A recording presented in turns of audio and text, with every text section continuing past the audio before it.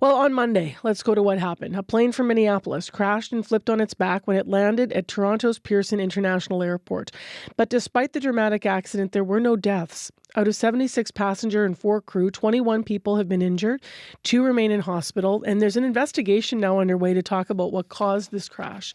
John Gradek is with us to talk about it this morning and what we know so far, lecturer and coordinator at the Aviation Management Program at McGill University. Good morning to you. Good morning, Marcy. So what sense are you making of this crash and the factors that may have been at play? We're being careful not to obviously, talk about cause. We don't know that yet. But what do we know?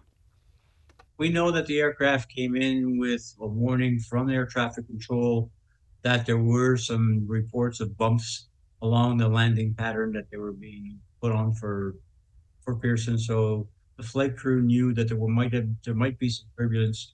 So they alerted the flight attendants to make sure the cabin was well secured. The flight attendants did that, made sure bags were put away. There was no loose articles in the cabin. Made sure everybody was wearing their seatbelts tightly buckled in, and then seated themselves and buckled themselves in.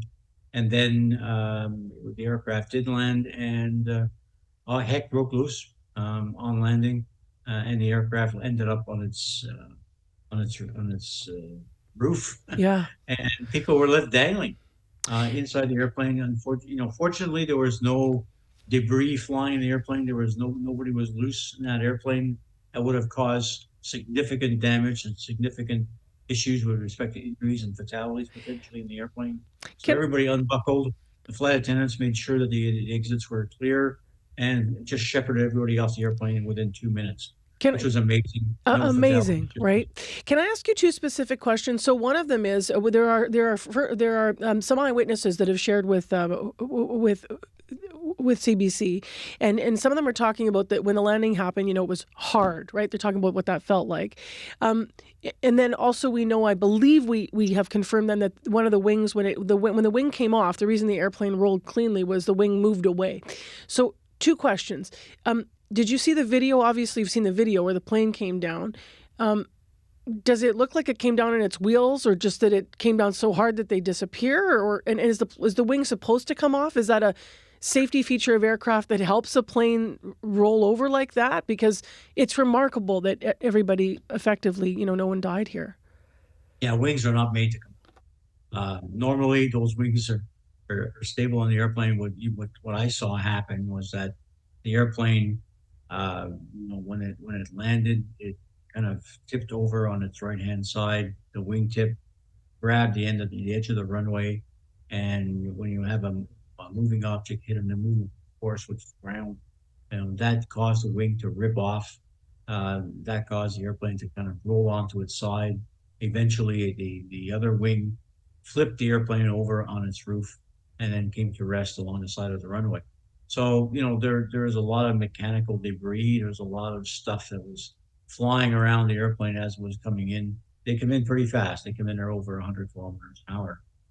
So, to go from 100 kilometers an hour to zero in 3 or 4 seconds, there's a lot of forces on that airplane inside the cabin. And so, yeah, things got ripped off the airplane. And the one fortunate thing is that the fuselage of the airplane, where everybody was seated, was intact, and that's a credit to the manufacturer that they built the airplanes. Yeah, And I asked about the wing, John, because some of the analysis I was watching yesterday was talking about the wing could have actually almost imploded into the body of the plane where the people were. So while it ripping away wasn't what was supposed to happen, that's why I wondered if that was a safety thing, because it didn't affect the main cabin in this case, but just that wing is not designed to be detached. what a crazy incident this was. Yeah. What went right in this situation, and what are you going to be asking in terms of questions in the investigation moving forward from your learned perspective?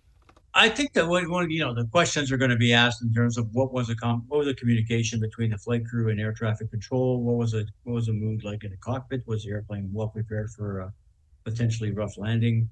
Communication between the flight attendants and the captains, or the pilot, to prepare the cabin for potentially a bumpy ride in.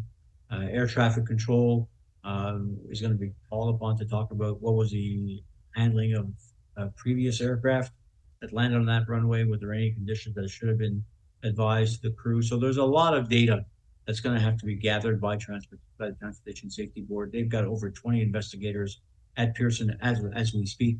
They're going to be looking at interviews. They're going to be looking at the black boxes, the voice and data recorder, Hmm. and trying to piece together all of the elements associated. Obviously, we've had a string of recent air transportation incidents, including that fatal crash in Washington, D.C. last month. Um, what do you say to people who are just really feeling nervous about flying right now? Uh, Flying is still the safest mode of transportation we have on the planet. These incidents kind of make the anxiety, the angst that people have flying. There is risk associated with flying. There's no doubt about it. We keep the risk at a minimum, and there's a lot of regulation. There's a lot of oversight. There's a lot of certification that takes place in commercial aviation. We try to plug as many of those holes as we possibly can with that level of regulation. Sometimes things go wrong. And what happened in Washington, what happened this week in Toronto are just examples. It's not something that's wrong with the system. This is just the law of averages catching up to us. It's been, at least a decade and a half since we've had these types of incidents, and we've learned from them. And I think that it'll be interesting to see the learnings we get from these crashes and to see what is it that we have to do to change and make our aviation system that much more safer. There's been reports in the United States of understaffing and overworked air traffic controllers.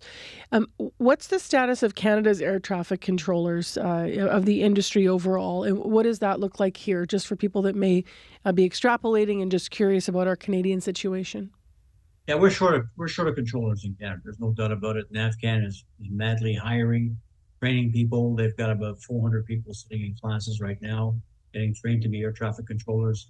And that should fill any of the gaps that we have. But the system is well integrated in Canada that if we are seeing an overburdening of our air traffic controllers, the airlines and the airports do take action to reduce the workload so that we don't have situations where we have air traffic control losing control of their operations. So in Canada, we manage our workload much more effectively, I think, my opinion, than the U.S. does. Can I Uh, interject there and ask you for an example of that? Because a lot of people are thinking in Washington, obviously, we heard some of the reports about a controller, working on two different planes, I guess, having two things on the go.